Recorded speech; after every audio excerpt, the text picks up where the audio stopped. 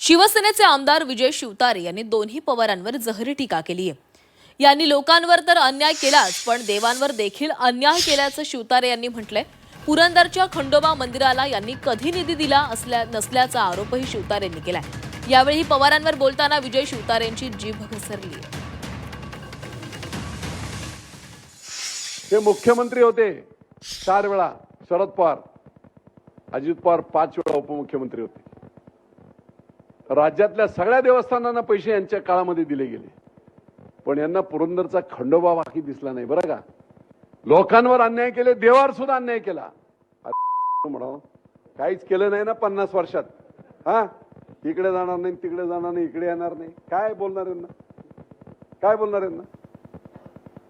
कमीत कमी ते 16 वर्ष अडकलेलं काम तुमच्या बापाच्या राज्याच्या काळात काही झालं नाही। धरण पूर्ण करून इथपर्यंत आणतोय, ते उपकार माना ना। हे लोकांसाठी काम आहे, आणि म्हणून कोणी काही अपप्रचार केला अजिबात त्यांना म्हणत तुमच्या काळात तर काहीच झालं नव्हतं।